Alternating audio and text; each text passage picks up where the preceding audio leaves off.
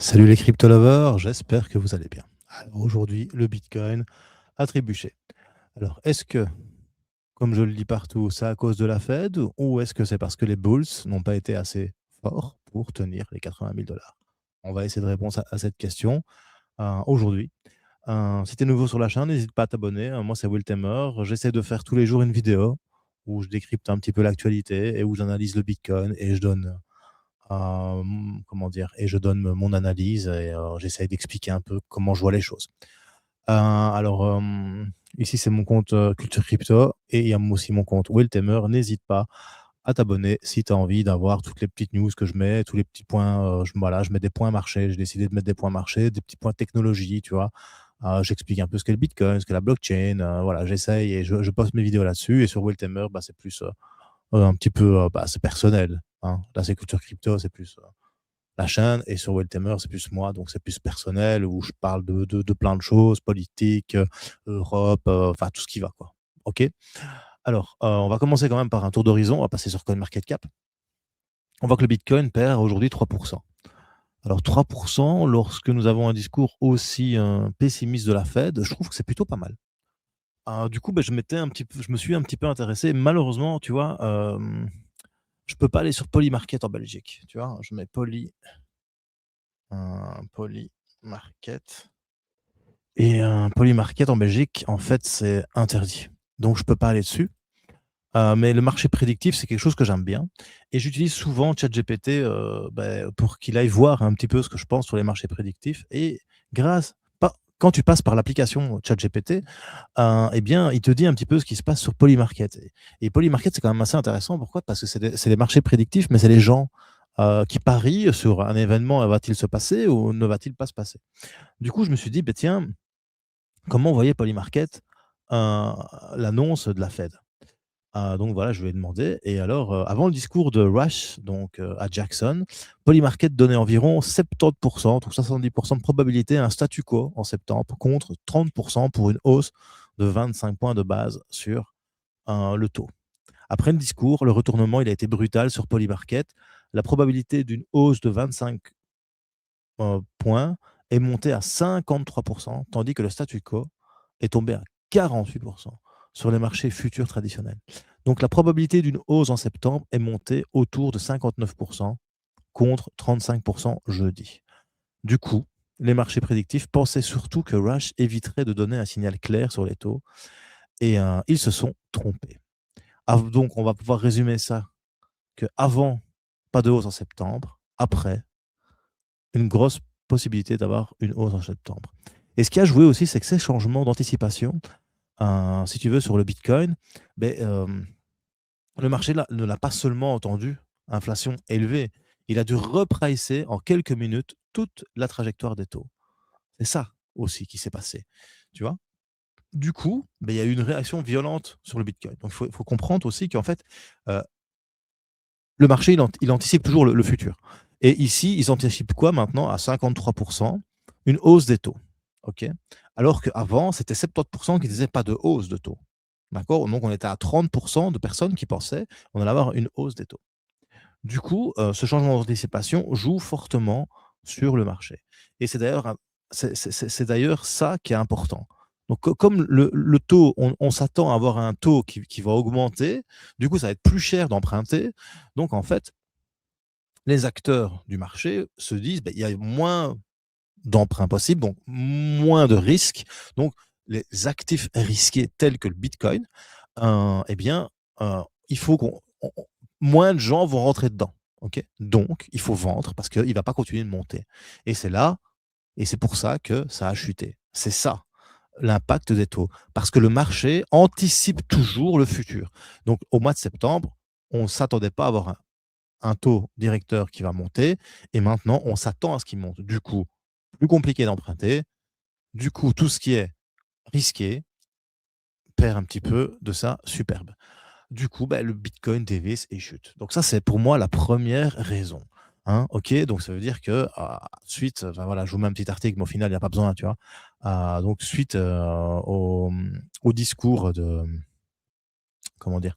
De la Fed, beh, le bitcoin chute à 78 000 $. Mais c'est quand même bien de savoir pourquoi. hein. Et le pourquoi, c'est parce que le marché anticipe toujours le futur.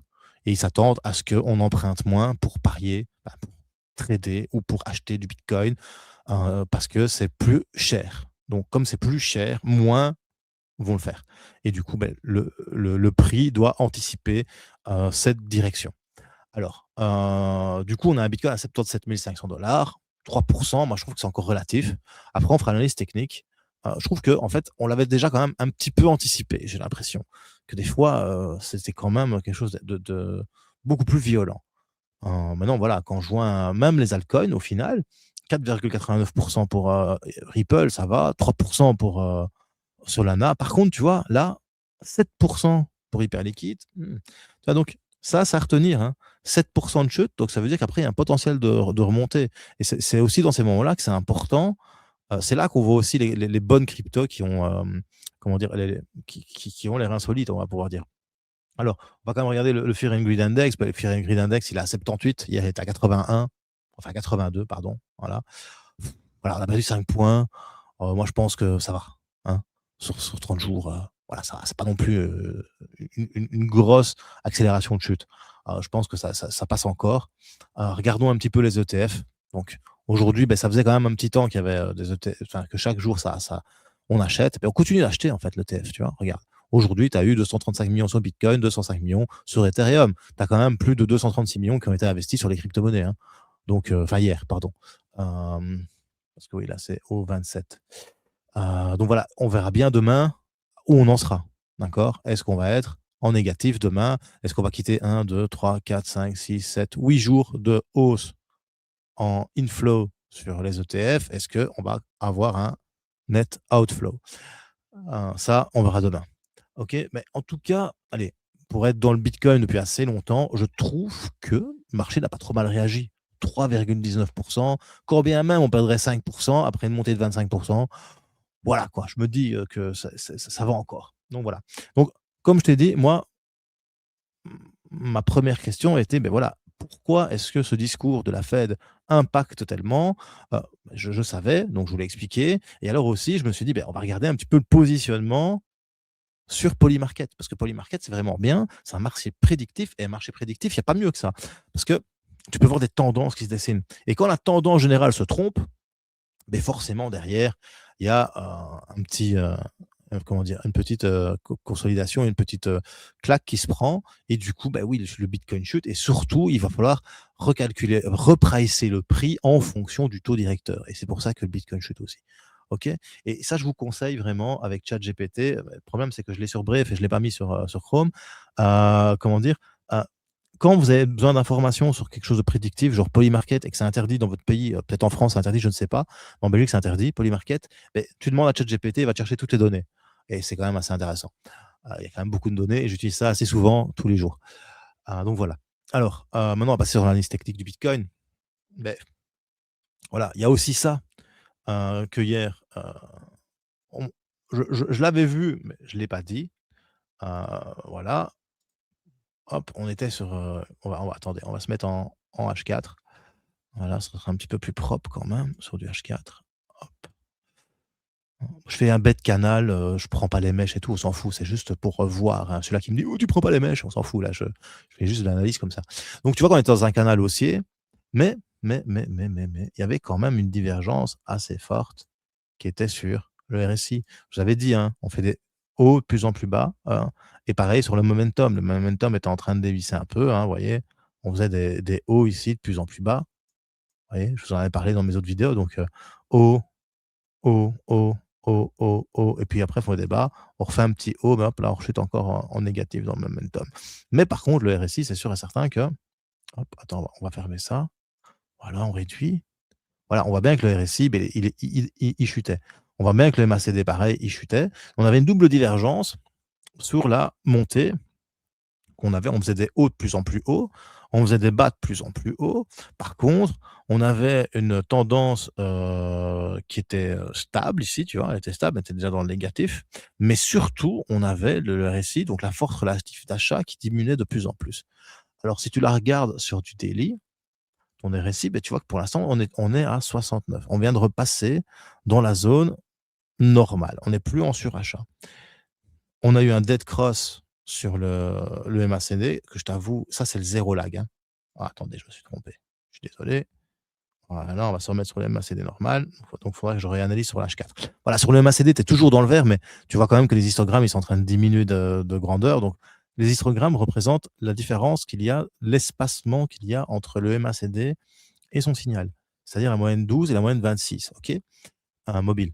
Et quand il y a un croisement de la bleue en dessous, c'est un dead cross. Quand il y a un croisement du rouge qui était au-dessus, qui passe en dessous, c'est un golden cross. J'ai déjà fait une vidéo là-dessus sur le MACD. Si tu veux, tu cherches dans mes vidéos, tu le trouveras.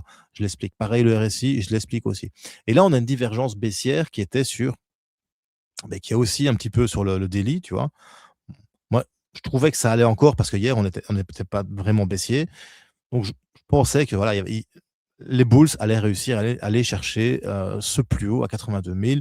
Aujourd'hui, ils ont essayé, ils ont fait un nouveau plus haut, hein, parce qu'on est monté à 81 415 et l'autre plus haut là, il était à combien? 81 228. Donc, on a quand même fait aujourd'hui un nouveau plus haut par rapport au pump ici qu'on a vécu. Donc, voilà, moi je trouve franchement que ça va encore. Hein, j'ai connu pire, en tout cas sur le Bitcoin, il y avait quelque chose enfin, une annonce de la Fed qui n'était pas top. Maintenant, ce qui est un peu moins folichon, c'est que sur du H4, donc sur du court terme, je dis bien c'est du court terme, on voit vraiment qu'on est en train d'attaquer la moyenne mobile 50. On attaque la moyenne mobile 50, il y a des chances qu'on vienne rebondir quelque part sur la moyenne mobile 100. Il faudrait que voilà, la moyenne mobile continue comme ça. On viendrait peut-être chercher les 75 000 dollars ici avec voilà, 73 000. Il y a une chance qu'on vienne chercher ces 73 000 dollars. Pour rebondir et repartir. Maintenant, le RSI, il est déjà à 41. S'il arrive à 30 et s'il passe pas en survente et qu'il rebondit, ben voilà, on va peut-être repartir à la hausse. Et la journée n'est pas finie, c'est pas encore clôturé. Par contre, si on clôture en dessous de la moyenne mobile 50, il y a de fortes chances qu'on vienne chercher la moyenne mobile 100. C'est comme ça, c'est pas obligatoire, mais ça peut arriver et c'est souvent le cas. Ok. Maintenant, si on regarde sur le weekly, ben, pour l'instant, voilà, on bute vraiment sur, je vous en ai parlé, hein, on bute vraiment sur ce dernier plus haut, ici. On n'arrive pas à le percer, donc ça montre aussi, comment dire, que les bulls, donc les acheteurs, n'ont pas assez de force, ils sont pas assez présents que pour réussir à venir casser ce précédent plus haut. Et en plus, il y a la moyenne mobile 50 qui est toujours là à faire obstacle. Donc, c'est un premier test. Voyons ça comme ça, c'est un premier test. Et peut-être on va venir chercher la moyenne mobile 25 ici à 69 000. Hein. Faut pas avoir peur, mais avant, on monte quand même ici. Tu vois. Mais voilà, c'est plausible. On a quand même eu ici un Golden Cross sur le Bitcoin qui s'est fait avant le pump. On a le RSI qui est toujours à 56. Donc, franchement, pour moi, c'est pas mal. Il est toujours dans la zone médiane. Il est au-dessus, en tout cas. Donc, voilà. Le weekly, c'est une chose. Le daily, c'est une autre. Et le H4, c'est vraiment tout à fait autre chose. Pour moi, le H4, c'est beaucoup de bruit déjà. Tu vois. Mais bon, ça donne quand même une tendance. Ici, on fait un bas qui n'est pas plus bas que le précédent. OK? Tu vois, théorie de Dow. Donc ici, en fait, tu pourrais faire ça pour l'instant. Voilà, si on veut vraiment être précis. Voilà. Et du coup, tu serais dans un biseau d'écartement. Si ici, ça tient, hein, parce que ici, on est en train d'essayer, sur du H4, de casser la moyenne mobile 50. Et on va voir ce qui va se passer. Est-ce que ça va le faire ou pas? Je ne suis pas devin. OK? Maintenant, quand je vois le MACD comme il est, il va venir chercher du négatif. Le RSI va continuer de chuter. Pour moi, on va casser ce support. Pour moi, encore une fois, c'est pas moi qui décide. Parce qu'en fait, le canal, il est là. Il n'est pas là. Lui, ce point-là, on va le prendre en compte quand la bougie va fermer. Hein, donc, dans 1h14 minutes, si cette bougie ferme plus basse que le précédent, il y aura un inversement de tendance sur du H4. Hein, sur du H4, il y aura un renversement de tendance. Hein, il faut regarder sur le H1. Bah, sur le H1, voilà, regarde, la moyenne mobile 200 sur le H1, elle a lâché déjà. Donc, c'est pas folichon. Maintenant, ton RSI est déjà en survente, tu vois, sur le H1. Donc, voilà, il faut attendre, il faut être patient. Le 2, franchement, il ne sert à rien. Et voilà, sur le H4, moi, tout ce que je vois pour l'instant, ben, c'est que tu as la moyenne mobile 50 qui est là, et que dans 1h14 minutes, si on clôture en dessous de la moyenne mobile 50, il y a de fortes chances continue de chuter. Voilà, ça c'est sur le court terme. Sur le long terme, en daily, on est toujours Le MACD dit qu'on est toujours en tendance haussière. Maintenant, les histogrammes disent que non, c'est en train de chuter. Tu as ton RSI qui rentre comment dire, dans le médian. Regardons un peu le zéro lag. Voilà, zéro lag, tu as eu en fait, il y a 3 jours, j'aurais pu vous dire que ça allait chuter parce qu'avec le zéro lag, tu vois vraiment que tu as déjà eu un retournement de tendance. Alors quand ici, eux, ils passent en dessous et le croisement ici, si tu veux, c'est le croisement entre la moyenne mobile 26 et la moyenne mobile, je ne sais plus combien. Et du coup, ça montre qu'en fait, tu as un changement de tendance. Donc du coup, là, tu as un petit changement de tendance qui s'est fait sur du journalier. Mais ça ne veut pas dire que ça va continuer. Le zéro lag, des fois, il se trompe. Hein, c'est pour ça que j'utilise les deux. Hein, le zéro lag, il anticipe tout simplement. Donc maintenant, le zéro lag, il est assez haut. Peut-être qu'il va chuter. Donc du coup, le MACD normal, il va lui falloir du temps pour chuter un petit peu. Donc voilà, on peut venir chercher, comme j'ai mis ici, les 73 000 dollars sur le Bitcoin. Encore une fois, n'oublie pas, moi je suis juste un gars comme toi qui kiffe la crypto, qui kiffe le trading. Je suis pas Madame Irma, même si j'ai pas de cheveux et que je brille, tu vois, je suis pas Madame Irma. Donc quand je te dis quelque chose, faut pas le prendre au pied de la lettre. Ce ne sont que des analyses techniques que je fais quotidiennement. Voilà, tout simplement. Donc je préfère rester quelqu'un d'humble. Je ne sais pas ce qui va se passer.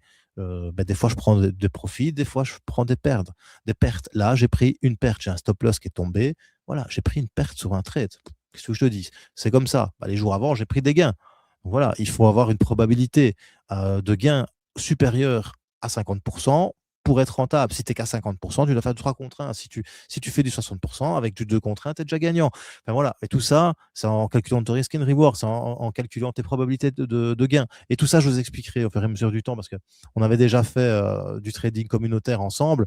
Je l'ai toujours, le compte avec le trading communautaire. Là, pour l'instant, je relance les vidéos et peut-être que le dimanche, on fera peut-être plus un petit live le dimanche ensemble, mais je ne peux pas vous promettre. C'est pour ça que je préfère faire des vidéos. Voilà, c'était Will Tamer pour le petit journal de la crypto. Ne stresse pas, même si je chute un petit peu le Bitcoin, c'est pas grave, il vient de prendre 25%. Si tu as été liquidé, j'espère que tu avais quand même pris des positions et que tu avais vendu parce que de toute façon, le marché, si tu ne te payes pas, lui, il se paye toujours. Donc, une fois qu'on a atteint son objectif, on vend. Moi, ici, j'avais un objectif, je l'ai atteint, j'ai vendu, j'ai remis un trade. Je me suis trompé sur mon analyse technique, ça arrive. On n'est pas Dieu. Et celui qui te dit qu'il réussit tout le temps, c'est un menteur. Si tu as 60% de chances de gagner, enfin de probabilité que tu gagnes sur chaque trade, mais franchement, c'est quoi? Tu es dans les meilleurs. Voilà. Et surtout, bro, n'oublie pas, choose life, choose freedom et choose Bitcoin. Peace.